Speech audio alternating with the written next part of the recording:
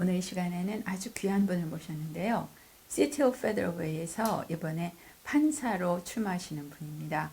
그동안에 데이브 라슨이 열심히 일을 했고 이번에 리타이어함으로 그 자리에 선거를 이번에 하게 됐는데 Danielle Havens입니다. 네, 안녕하십니까? Welcome to our channel. Thank And you.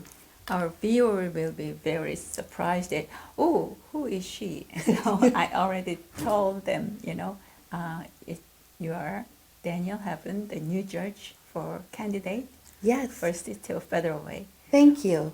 What made you run for this, judge for City of Featherweight? Well, that's a great question. Thank you. A lot of people have expressed concern because I don't live in Federal Way, and they ask, why are you running in Federal Way? And I'm running here because it's open for anyone who lives in the county. But I have been working as a judge pro tempore, which is a substitute judge, over the last 4 years. I started working at Pierce County District Court, and then from there I began pro temping in many of the municipal courts in Pierce and King County. So I work in 11 different municipal courts. I've earned the endorsement of all of those judges, with the exception of Judge Larson and Judge Brad Bales of Federal Way. Neither of them are endorsing because they think it would be inappropriate or unfair to throw their support behind one of the two candidates.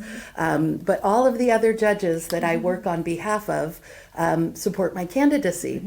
So the district court is a much larger environment. It serves the whole county. And I am looking to work in a smaller community. I want to be a member of a community. And this summer, as I have been campaigning, I have come to really know and love Federal Way. I've been volunteering with the Federal Way Community Caregiving Network for several months. And then I've also joined the Kiwanis Club of Federal Way. And Serb Optimist International of Federal Way. My dear friend Kim Hensley is the one who introduced me to Sir Optimist and also to your station. I had the honor of joining her at the Loving Angels concert. Yes. And that was such an important evening. I loved the warmth of the community and all of the support that you could feel surrounding us that night, and all of the talented musicians who performed and the children who danced and Yes. sang. It just really showed the richness of the Korean community in Federal Way. And convinced me even more so that Federal Way is the kind of vibrant and loving community that I want to be a part of and work in. So it makes a lot of sense for me to be here. It's a 2-judge court, and I like that size. It gives you the support of one other judge on site without creating kind of the congestion and drama that can happen when you have many, many judges. I see. Judges tend to be people with strong opinions. And, when the King County has 27 district court judges, and for them to all come to agreement on an issue is very tricky. But most importantly, in a smaller court, I get the opportunity to follow cases from the very beginning until the very end. And there's a lot of research about what helps with stopping recidivism and what helps people turn a corner and not be engaged in criminal behavior. And the single most important thing that the research has identified is one-on-one conversations with a judge. That's important. It really is. And so at a municipal court, because I am getting to follow the cases all the way through, I have the opportunity to share how I think people can change their lives. And I can acknowledge that the behavior that brought them to the court is inappropriate, And I believe in accountability. I think, just like with parenting, when you have a child who acts up, you need to respond immediately. That's right. There needs to be a consequence, and then there needs to be a path towards repair. Yeah. And for me, that is how the criminal justice system needs to work as well. There needs to be an acknowledgement that bad behavior has happened, an understanding that there will be a consequence, and it needs to be delivered quickly. We can't wait 2 years before we give someone a consequence for a choice they made before. And then we have to offer them a path moving forward to bring them back into the community. And that's one of the things that I work very hard at on the bench.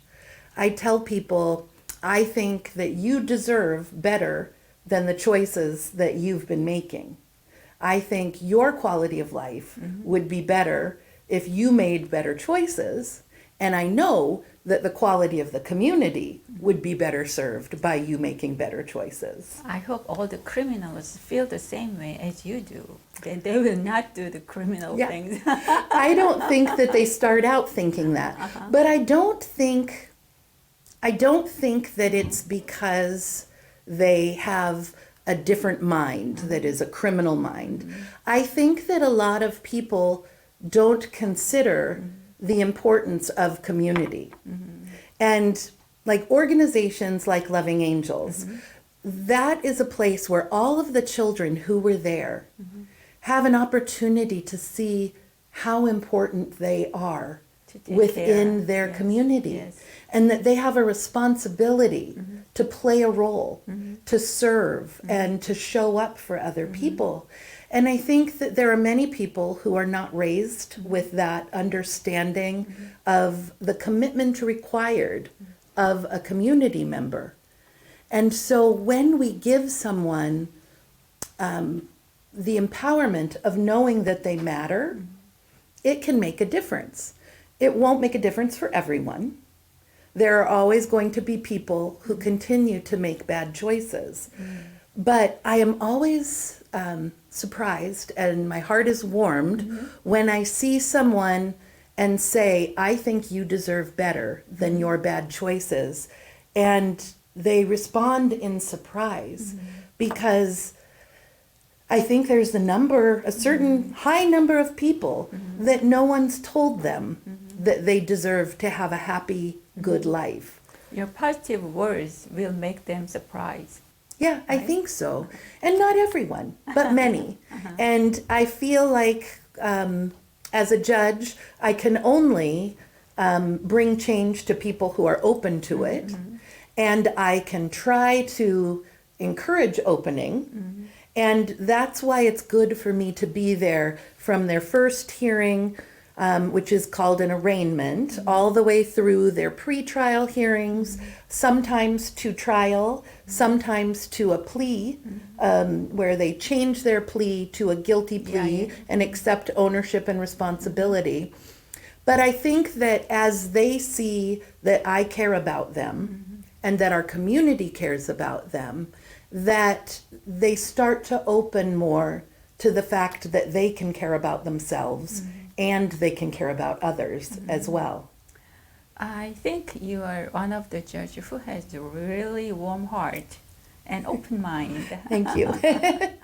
I try to. I don't let that get in the way of justice. Again, the most important thing in my mind is accountability. And that is what leads to more law-abiding behavior and consequence for behavior that's bad.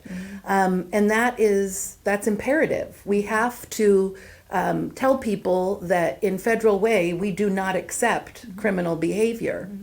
The only kinds of cases that come to municipal court are infractions and code violations. And our code violation force, the police that do that work, do a really wonderful job of trying to help people to become compliant. So when a neighbor calls and says, my neighbor's yard is full of garbage and now there are rodents coming. The code police try to help them to clear the space and do what needs to be done. So that's really important work. And those cases come before me. And then there are misdemeanors. Those are crimes that are punishable by up to 90 days in jail and up to $1,000 fine. And then there are gross misdemeanors. Those are crimes that are punishable by up to 364 days in jail and a $5,000 fine. So all of the very serious stuff does not come to the municipal court. Good. Yeah, that ends up in Superior Court. So many of the people that I've spoken with in the community want to know what I am going to do about the very serious crime. And I'm not working on those cases specifically. But the way that I think I address it at the municipal court is when someone commits a smaller crime to treat it very seriously and to require accountability and to serve consequences that drive a new message home that we won't tolerate this. So if you are shoplifting now and no one consequences you, maybe you start stealing bigger and more expensive things. Yeah. And I will not tolerate that. I want to nip it in the bud and teach someone that this is a bad choice. Back in January, I was a victim of crime in What? Federal Way. What was it? I was shopping in the home goods store, and I had my purse on and I was wearing it crossbody, and my phone and my wallet were in my purse, but it was behind me, and someone stole my phone and my wallet. You couldn't feel I it? didn't feel it. No. And I knew about it because I was listening to my book on my AirPods, and all of a sudden it just stopped. And I turned around and I looked in my bag and saw it was gone, and I felt so violated. Yes. And it was really, it was scary because I didn't have my phone, and so I couldn't call to cancel my bank cards. I didn't have my ID, so when I went to the bank, it took a very long time to get them to confirm that it was That's me. right. That's right. And by the time I was able to cancel my cards, $25,000 had been spent. Even you are a judge, you cannot, I can't protect myself, yeah. And so crime does happen. Yes. But that experience really reminded me of the fact that it's not just about the person who commits the crime and giving them a consequence and letting them know that their behavior is unacceptable and criminal and that they could go to jail for this behavior. But it's also about the victims of crime and the hassle and the fear that is created. Someone had my address, they had my driver's license, they have my passport card. They had access to all of my finances for a little while. And that was really frightening. And so trying to do the work of punishing criminals while also letting victims of crime know that they are seen and heard. We do with driving under the influence cases. One of the requirements at conviction is that someone attends a DUI victims impact panel. And I think it would be very wise if we had a victims impact panel for victims of theft, for victims of property crime, for victims who have graffiti done on the side of their business. I think that one of the things we really have to work toward is the people who commit those crimes seeing the people that they hurt. I think a lot of people who commit crime strip the face away from the individual that is harmed. And they think of it as, a big corporation, like Fred Meyer, for instance. And now we in Federal Way are losing Fred Meyer. That's right. And a large reason for it Walmart. is the theft, the Walmart. Yeah, and so people think it's a big corporation, it won't hurt them. But it hurts all of the community That's right. by taking these stores that people are reliant upon away. And I think that those who commit those crimes need to hear from the people that they've hurt. And I think a victims impact panel where they hear from people who have suffered the loss of something that they value, or a property owner whose restaurant keeps being damaged and defaced, to hear what the cost for the family is. You know, when it's a family business and now their kids have to scrub the side building to make sure that all the paint is gone so that their customers aren't frightened to come to the area because it looks like a place that is not Ugly. tended to. Yeah. Yeah. And so all of those things are really important. And I want the victims of crime to know that I see them and that I'm thinking about them and that I want them to feel safe. I want them to know that I am carrying their message about the damage they suffer to the perpetrators and the criminals. And when I am punishing them, I am sharing the stories that this is the real person that you hurt when you commit this crime. Yeah. You talk about so many cases, and what is the most important issue would that be in changing the city of Featherway? Well, I think that Federal Way is about to have some really significant changes happen with the opening of the light rail. Oh, okay. And it's such a fantastic opportunity Yes. for the city. November? Yes, either November or early December. I'm so excited. It's Yes, going to be me too. wonderful. But that's really it's bringing more people in. a lot. It'll also free people to leave Federal Way to be Yeah. able to go to work downtown without having to drive in a car. It'll alleviate a lot of traffic. But I'm concerned about some of the elements that may come in. More crime maybe. could come in just Yeah. with more growth. It'll make Federal Way a more accessible community for people to live in who work in the city. So there's going to be bigger issues that come about with population growth. And so I think that as a community, we need to brace for that. We need to be welcoming of the Yes, of positive course. things that come into Federal Way. And we need to be very clear that Federal Way is not a place to bring your crime. That's right. That this is a good place to shop, but not to shoplift. It's a good place to come and enjoy wonderful cuisine. It is not a good place to deface property. And then art and entertainment. Yes, also. arts and entertainment with the Center Stage Yes, Theater, which I love, and the PAC. It is just such an important building and such a beautiful gathering place right. for people. I was at the arts, the Federal Way Arts fundraising event there a couple of weeks ago, and the Decatur Jazz Band was playing, and they were amazing. It was really exciting. I heard that they are going to compete in the Duke Ellington High School Jazz Competition, which is internationally renowned and has brought a lot of young people to high levels of music and opens doors for them to attend some of the finest music institutions in the country. So that's really exciting. And the young man who was the spokesman for his band was amazing.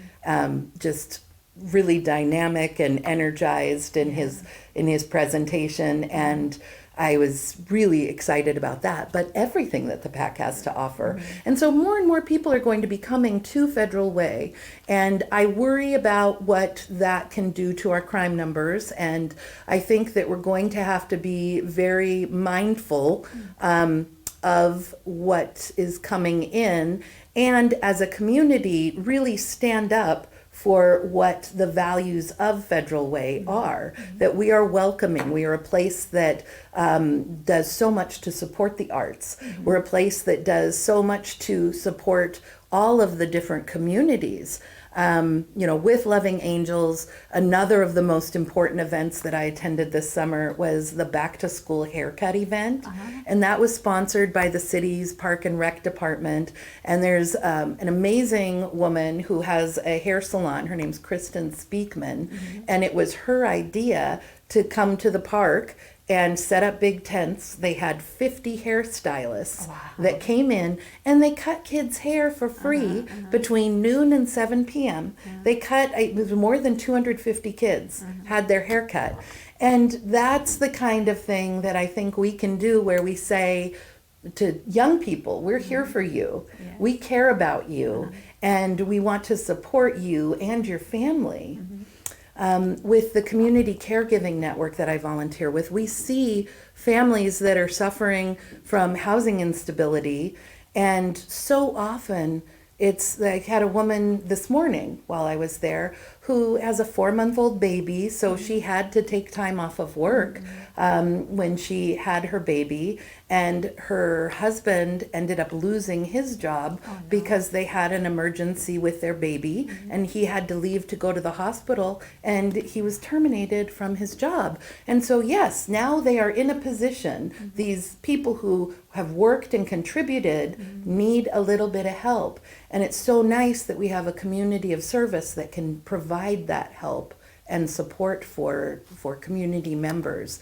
And I think that as we move forward, those are the things we need to focus on, is all of the community service that we can provide. And as a court, we will be there waiting to welcome in the people who violate our laws and explain to them that this is not a place to do that. We will consequence swiftly, and we will make sure that people are given sanctions that help them learn lessons as they move forward. In Bible, Solomon was the good judge, right? Yes. So I want you to become a Solomon. Thank you. In Federal I have been a judge for 4 years in multiple places, and I would like to be the good judge in Federal Way. Judge Bales is also an excellent judge. He will be my benchmate if I am successful in my campaign, and I certainly hope to be. This really matters to me, and I am committed to doing everything that I can to keep Federal Way safe and secure, and to encourage people to be better versions of themselves. Okay. And is there any words you want to say to Korean community? Yes, thank you so much. As a community, I know that the Korean community supports each other on a greater and deeper level than a lot of other communities. People show up and share in that community necessity of being present for each other and keeping language and culture alive. And at the Loving Angels, seeing all of the children who were dancing and singing in their native family tongue was just so beautiful. And that is such a rich and important thing. And so I want the Korean community to be loud and proud in your sharing of your culture and your amazing food. And I hope that all of the children that I saw know how fortunate they are to have that cultural support, and that they should be proud of their culture, their heritage, and their traditions, and they should share them with the community at large. Okay. I wish we have a judge in November that who knows about Korean community and culture well. So good luck. Thank you very much. I will keep on learning. I'm fortunate to be blessed with my dear friend Kim Hemsley, and I know that she will teach me as much as possible. Thank you so much for your time. Thank you so much. It's been a pleasure. Thank you.